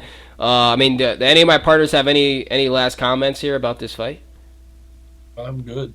Well, I think when you put it that way, you're probably right. I think he probably does need to take one fight or two in between. Maybe, kind of work his way back up the ladder a little bit. I would personally like to see an immediate rematch, but, I'm not the booker here. I'm just a guy that, talks. But also, as far as Dillashaw is concerned, I don't know if I fight right away. I think I'm sitting there. I'm thinking, you know what? I want to see how the division shakes out for a little bit before I decide. Because I feel like as a champion, you have a little bit of wiggle room to be like, okay, I want to fight this guy. But also, I also feel like champions should be fighting, like, defending regularly and not holding the title for God knows how long and not, defending. But I feel like he could, rest up a little bit, just watch the division, see how it shakes out, and then, go through and see who he really wants. I actually agree with that. I believe that the champion. I don't even believe the champion should be defending all that much. I believe that the champion at most should be fighting, or at least should be fighting 2 times a year, defending 2 times a year. Because if you're the champion, you're not supposed to be going out. If you're a king and you have a kingdom, you're not supposed to be going out and looking for opponents. Opponents are supposed to be coming to you. The challengers are supposed to be figuring their shit out and coming to you. There should be, by the time the champion, because the thing with champions defending too fast is that eventually they run out of people to defend against because they've lapped everybody. So if the division is steadily moving, with new contenders and new number 1 contenders, new top 5 contenders, then the champion always has someone to fight, right? But if the champions, first of all, if they're too active, then they're not at 100% because you can't be so active, and then be at 100%. You're going to be compromised. You're going to be injured from the last fight, But if you're well rested, GSP used to defend every 6 months when he was the welterweight champion. So I kind of agree with that schedule. I believe with that philosophy, the champion does not have to be, on the bike. You have to get on the bike and reach the champion. So I agree with TJ, taking some time off. The guy's worked hard. He's been on the grind between 2 divisions, bantamweight and flyweight. So I mean, the guy's been working his ass off. I believe if anyone deserves a rest period, it's definitely TJ Dillashaw. All right, ladies and gentlemen, we've got coming up next our main event of the evening. We will see you there. And when a knockout like that, I'm back, baby. Wow! Good talk.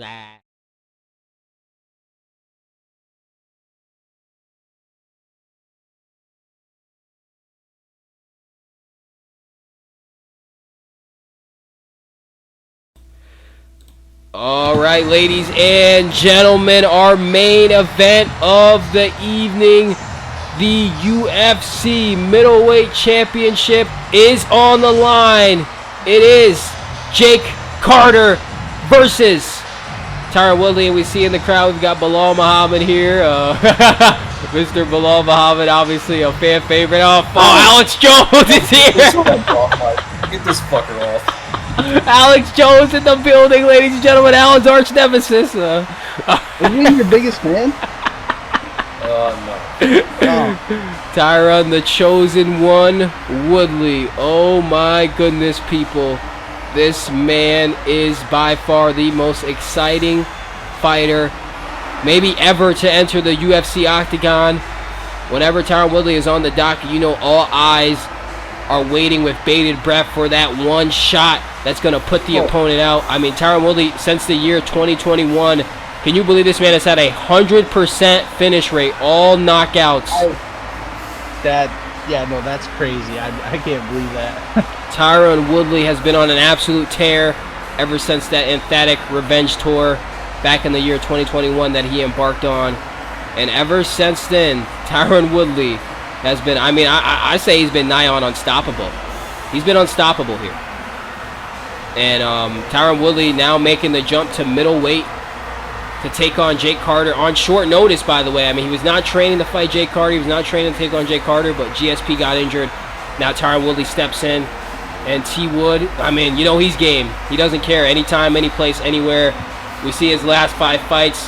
Defeated Colby Covington, knockout. Robert Whittaker, knockout. Leon Edwards, knockout. Conor McGregor, knockout. GSP, knockout. I mean, look at that. I mean, that's one of the craziest last 5 fights I've ever seen. Just look at the names on that list. Like, and they all got knocked out. Wow, like he's just a knockout machine. He's just. I mean, it's.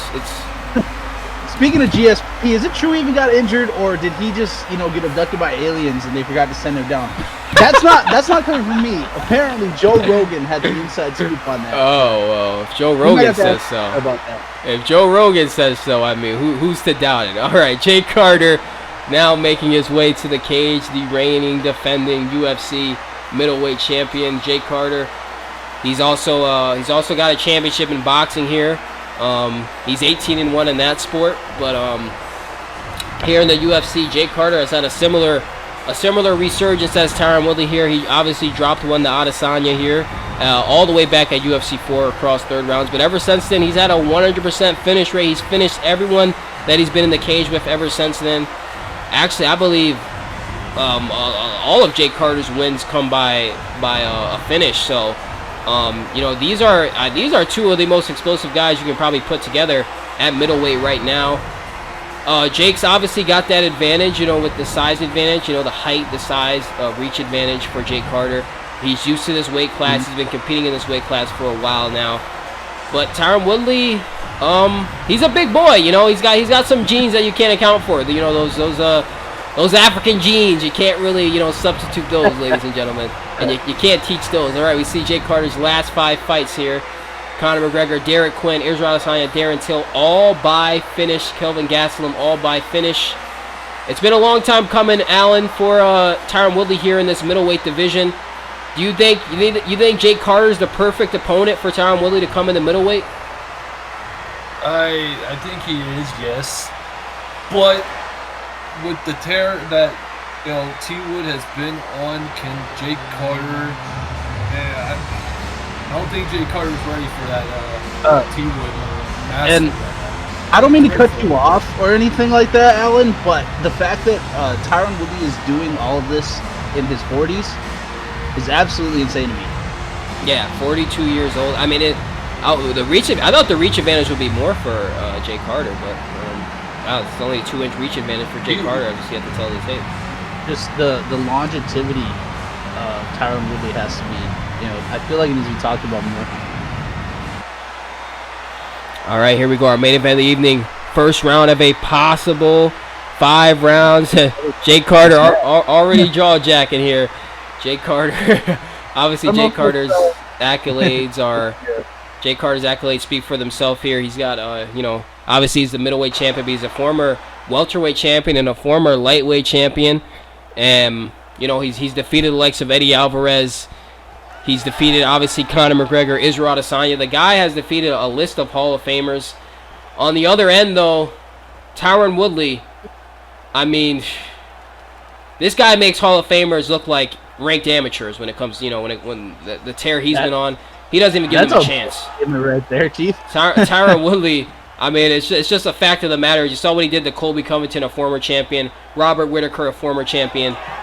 Conor McGregor, a former champion. I mean, he has just made it look easy in there ever since that revenge tour. Nice slips and counters from Tyron Woodley, though. And outboxing Jake Carter right now. Oh, big right hand from T. Wood. You don't want that right hand connecting. The scary thing is, though, is that Jake Carter, he's got... Oh, my God! I'm knocked down already, just what I'm saying. Jake Carter's got to be perfect all night long. Tyron Woodley's got to be perfect for a second. He's got to be perfect for 1 millisecond. Just land that one shot on the button, and it'll be lights out, but we almost saw it right there. Jake Carter gets wobbled back from that one. They exchange shots there. Good body kick. Now, Alan, you see T. Wood's, his boxing on display tonight. Do you think that Jake Carter maybe has to employ some wrestling? Well, if he would say down to the ground, that might not work either. And Jake Carter is busted open. Look at that nose. Wow, I think his nose is broken already. Like this, Jake Carter is a beast, but T Wood is a fucking monster. Yeah, I think his nose is broken already. I mean, I think it's broken. Yeah, I mean, it looks broken. You don't leak like that if your nose isn't broken. I mean, look at that. Whew. I mean, there's wrestling circles around him right now. Yeah. He's suffocating right now. Yeah, Tyron Woodley. I feel like when Tyron Woodley fights, I feel like he doesn't just want to get a knockout. I feel like he also wants to make a statement. You know, he doesn't just want. I think he wants to leave nothing to doubt when that cage door shuts. And I think he likes to play with his food a little longer than maybe he should. But I would agree with that. I feel like I don't know what it might be, like a chip on his shoulder or something, because we know how his drive is to be the best that's ever stepped in there. So I don't know if it's like a chip on his shoulder thing or what, but it's scary. I feel like when you got an opponent who's talked a lot of shit, like Jake Carter, we see what Woodley does when he gets in there with people that talk a lot. We saw what he did to Conor. We saw what he did to Colby Covington. He just fights different when he's in there against someone that, I feel like he gets motivated by that kind of trash talk. Like he gets motivated by oh my goodness. Look at these body shots. Oh my God. This is reminiscent of what he did to Wonderboy Thompson a few years back. Whew. As you guys know, when he returned, he said he was going to take no prisoners, and he hasn't so far, and he's definitely not with Jake Carter.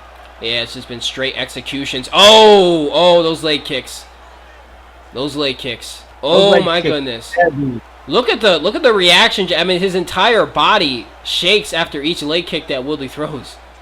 That is a crazy power that Woodley's generating with those leg kicks right now. Ooh. Kick to the body.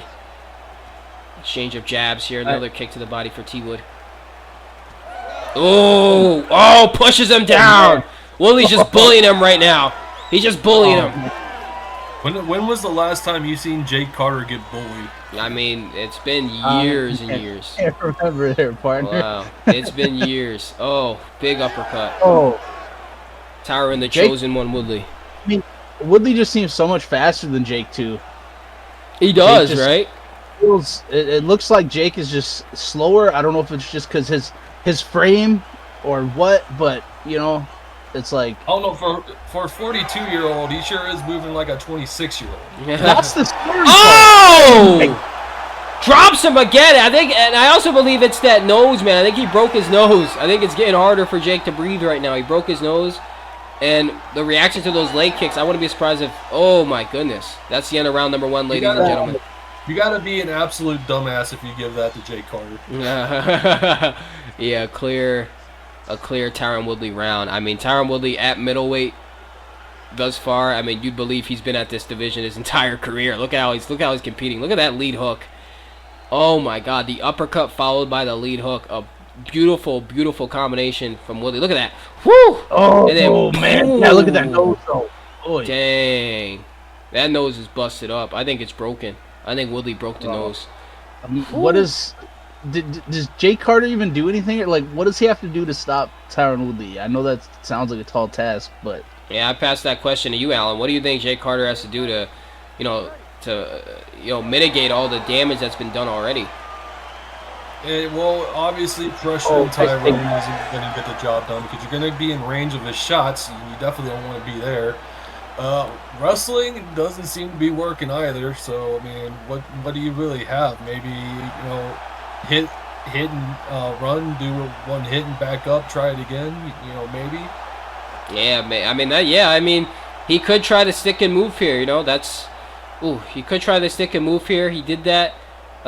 He did that quite a bit in the Adesanya fight, but I believe you're onto something there, Alan, with the sticking and moving, because that's the only way I can think of beating Tyron Woodley. I believe if someone had this, really good, movement, the really good ability to dart in and out of range like that, I believe they could give Woodley problems. But we just haven't met that person. Now here's the next problem with that. how effective would that actually be with his potentially broken nose? Yeah, that's true. I mean, he's compromised now because now the more this fight goes on, the harder it's going to get for Jake to breathe. I mean, his cardio is going to go down, take a massive hit, and I mean, look at those leg kicks too. I mean, you see his leg goes complete. It buckles. Something happens to that leg when Woodley kicks it. Nice jab from T Wood. Oh, look at that! Look again. Those leg kicks are so heavy, man. Woo! Where did Tyron Woodley learn to do those leg kicks like that, man? I've not seen him do it like that before. That's crazy. Oh my God! And now the body shots. Yep. Oh, I heard him. He took a deep breath. Oh my God! The overhand from T Wood. Woo! Tyron Woodley is no joke, ladies and gentlemen. Oh my goodness. Oh, nice elbows off the back for Jake Carter though. He can do this. He can do this. I'm not gonna lie, Tyrone. He's headbutting. Reminds me of me, honestly. He was headbutting him. Did anyone just see that? Yo, he's headbutting. He's doing it again. He's headbutting him. Come on. What? Jake Carter's headbutting Tyron Woodley. That's how desperate he is. Okay then. Is that even legal there, Chief? I don't know if Herb Dean saw that. Am I the only one who saw that? I thought that was why he, picked him up, but maybe he just didn't like seeing Jake Carter on his back for so long. Maybe he's got money on this fight. oh my God! Another overhand for T Wood. Oh my God! Another one. That's it. Tyron Woodley is the UFC middleweight champion of the world.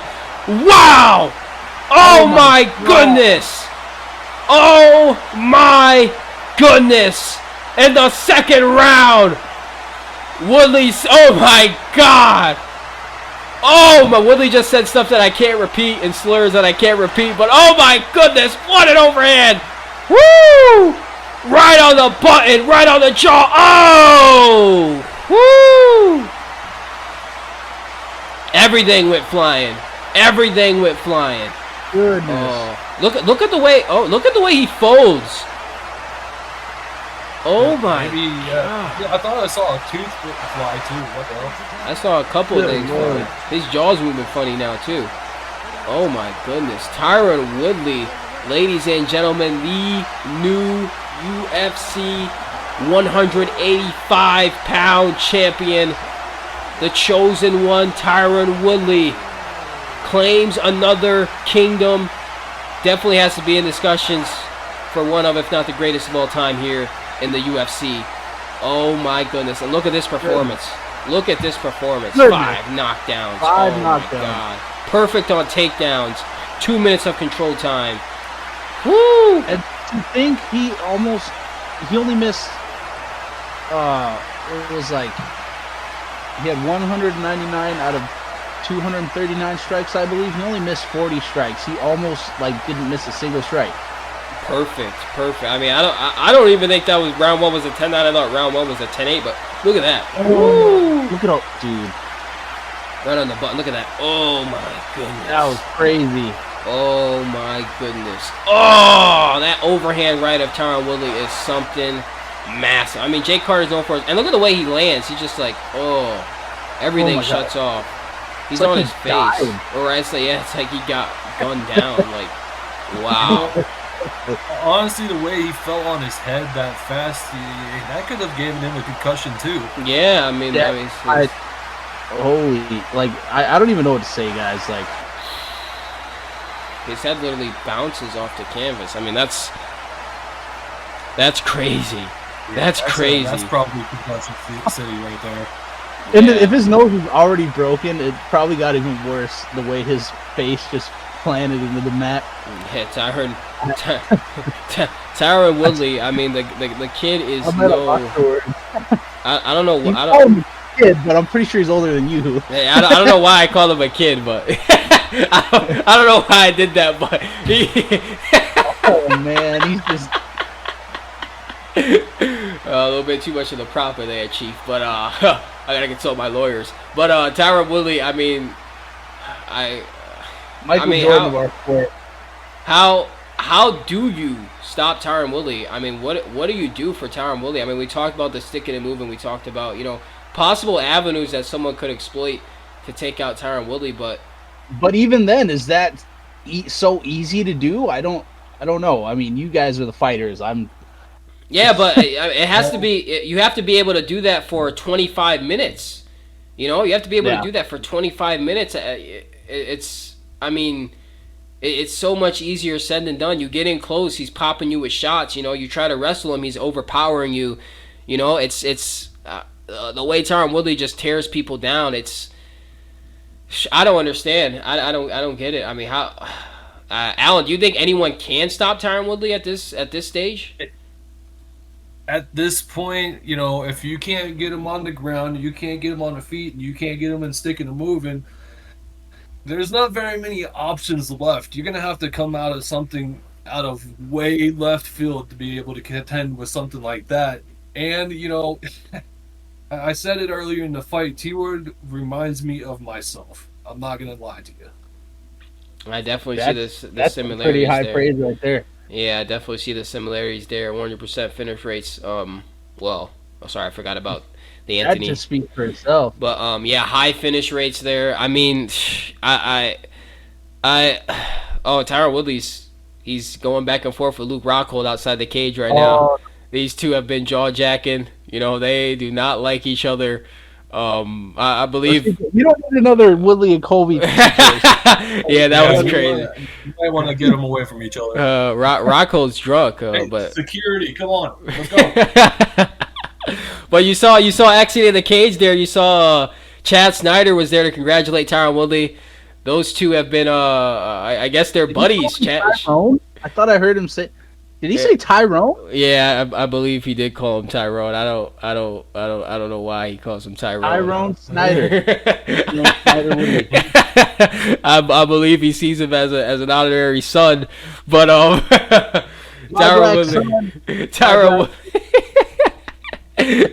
Tyron Woodley is on top of the world right now, ladies and gentlemen. As for Jake Carter, Alan, is this the end of the road for Jake Carter here? I mean, there's been, I guess I gotta address him, but there's been rumors that, you know, Jake Carter, lots of contract disputes, you know, lots of backstage drama. They're saying he's on his way out. Can you confirm or deny what the situation with Jake Carter is? Yeah, well, that's been a dilemma and a half for the last, you know, month and a half or so, whether, you know, he's going to renew his contract, he's not going to renew his contract. And right now, I think at this point, as much as I would like him to renew his contract, I think he's going to be out the door. So you have decided you made the decision not to re-enter contract negotiations. Is that what you're saying?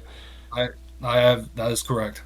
Well, that may be the last time we see Jake Carter step into the UFC octagon. I mean, there's no shame at all, and you know, I mean, better men have tried and failed to take out Tyron Woodley. You know, it's there's no shame at all. It's Tyron Woodley. The guy's an animal. The guy's a monster, but definitely not the way anybody wants to go out. No, definitely not the way anybody wants to go out. Damn, that's some pretty big news right here. Jake Carter defeated by Tyron Woodley, who earns his 18th win by knockout, ladies and gentlemen. 18 knockouts. Impressive. For Tyron. That's going to be a record, right? I'm not too familiar with all the records. I want to say Conor has 25 or 6 knockouts. He has 20-something knockouts, but wow. Woodley, I believe Woodley might have more finishes, though. I believe Woodley might have more finishes altogether, because that's 18 knockouts and 5 submissions and 12 first-round knockouts. So yeah, at this rate, it wouldn't surprise me. But what does T Wood do now? Like, because obviously I would ask what Jake Carter would do, but we kind of already know what's going to happen with him. So, where does T Wood go from here? He fights Zane Church. I mean, what else do you want to say? Well, Zane has to get through Kamaru Usman, but I mean, Alan, is that a fight you want to see Luke Rockhold and Tyron Woodley? You know, perhaps throw it down in the future. I say do it, Alan. That is a very good fight, and I think that's, you know, that is such a big fight in my opinion. And I think it should happen on the 40th show of the pay-per-views. Yeah, I mean, UFC 40, Tyron Woodley versus Luke Rockhold will be big. I mean, yeah, there's already big things in the works for UFC 40. I mean, you add Rockhold and T Wood into that, a big grudge match. I mean, these two have been linked to each other. Can you believe it? It's been like 3 years now since they've been linked to each other. Crazy. I mean, actually, I think 4 years, 2020. It's been a crazy ride. They've been on FaceTime trolling each other. They've been at shows trolling each other. They've been on social media going back and forth. I believe now is the time to do that fight. I don't believe you're going to get a better time to do that fight than, where those two are at in their careers. I believe it's been delayed enough, and now that Woodley, that we know he can compete in this weight class, with the best of them, I believe that'll be a very good fight for T Wood. I don't believe Tyron Woodley has anything left to prove. I guess that's going to be a little bit controversial, but I don't believe he has anything left to prove. I believe at this point in his career, he can just take fights. Any fight he wants. He can fight anybody he wants at this point in his career. I believe he can do that. I believe he has done enough for the sport, and he's done enough. Now a champion won a championship in 2 divisions. I believe Tyron Woodley, if he wanted to fight Brock Lesnar tomorrow, he could. Man. Yeah. Damn. Would that be a possibility, Alan? I mean, we know what happened last time we had a shit storm like that. I've been always open to having the open weight, challenges return, and that could be a possibility going down the road, in my opinion. All right, well, I don't know what I started here, but all right, ladies and gentlemen, that is UFC 36. It was been an incredible night. Great fights all around, great performances. We've got new champions. We've got stars returning. I mean, you saw the performances that KSI put on. You saw the performance that Manel Cat put on. You've seen the performance MVP put on. It's been a big night for a lot of these new stars in the UFC, but it's also been a big night for the veterans, as you see with TJ Dillashaw. And, of course, in the main event, Tyron, the Chosen One, Woodley, is back. Any last comments from either of you? It's been a hell of a show tonight. That's all I gotta say. I mean, I don't know where or what's gonna happen with the winners and losers tonight, but I'm pretty excited to see where everybody goes from here. I mean, do you think okay, well actually, since we were on the topic of, because you brought up, you were like, well, I don't think Tyron has anything left to prove. Okay, hear me out. And this question's for both of you. If he retired after this fight, would that make him... Where would he stand? Would he be the greatest of all time? Or do you think he's still got a little bit left that he needs to do? I know you said he doesn't have anything left to prove, but that question just popped up in my brain. I like to ask a tough question sometimes. What do you think? Well, if he decided to retire tomorrow, I think you can make a good argument that, for the GOAT status. He's already, I mean, there was talks for years about who's the GOAT at welterweight, and then he took on GSP and absolutely dismantled GSP. That fight did not last long at all, and you saw what he's done to the likes of Conor McGregor, Colby Covington, Robert Whittaker, now Jake Carter. I mean, Tyron Woodley, if he decided to retire right now, right here, I mean, it would be very hard to argue. It would be very hard to argue. What do you think, Alan? At this point, as you said, he's dismantled all of these great fighters, right? GSP, Jake Carter. You said it correctly. If he retired today, I think he's set. I think he is the GOAT of the division, and there's no other way around it. I think he's proven to the people and to us and to everybody else that he is greatness where he is right now. I mean, it's just how I feel about it. Absolutely agree with that statement as well.